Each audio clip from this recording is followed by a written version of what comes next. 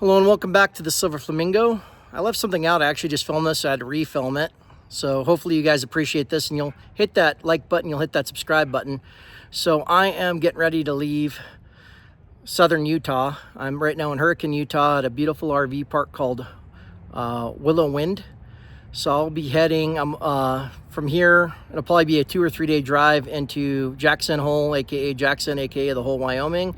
Meeting up with a former business partner to work on one of his projects this summer, which is an RV resort up in Glacier, Montana, called Glacier Grizzly, although we might rename it. So here we go. Without further ado, to get your camper ready for winter. And first off, make sure you have a 4-season rated camper. Not all campers are 4-season rated. All Airstreams are 4-season rated. The only issue with Airstreams, which I'll go into in a minute, is the aluminum exteriors and the modern aluminum interiors are beautiful, but they're great conductors of heat and cold. But all Airstreams are 4-season rated, so you're good there. If you have a white box model, being a toy hauler or a bumper pull, that is what we call a white box, anything that isn't Airstream aluminum, you should have a sticker kind of like one of these somewhere on it that'll tell you that your camper is 4-season rated. I'm not 100% sure, but I believe all class A, B, B plus, and C's are 4-season. But if you're going to be in the cold, and even if you're not, make sure you get a 4-season rated camper.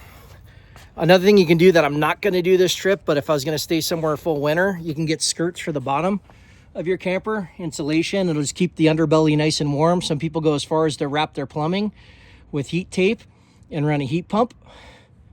So that's a good idea, but it's not going to be that cold this time of year, but it is going to be cold enough to put in insulation.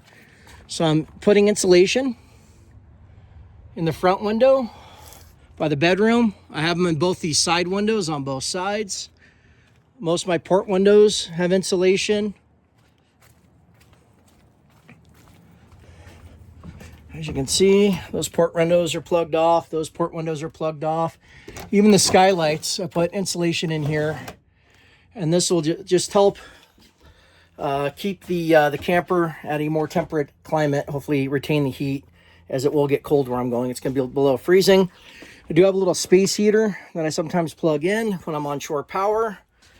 And this camper has both a heat pump in the AC unit. So this is an AC unit and a heat pump. And then I also have a furnace. So AC, heat pump, and furnace are all off of here. I have the furnace set at 55 degrees. Sometimes I'll kick it up to 60. There's furnace vents in the floor. There's one. There's 2 in the bathroom. 3.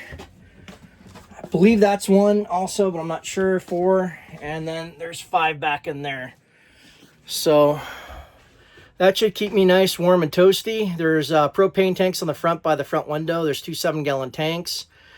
If you're going to stay someplace long-term in the winter, it's good to get a big, 50-gallon tank or more, 100-gallon tank, one of the big boys that sits outside. The only problem with that is then you're stationary and it's hard to go mobile without storing or parting with the tank, because you're definitely not taking that on the road with you.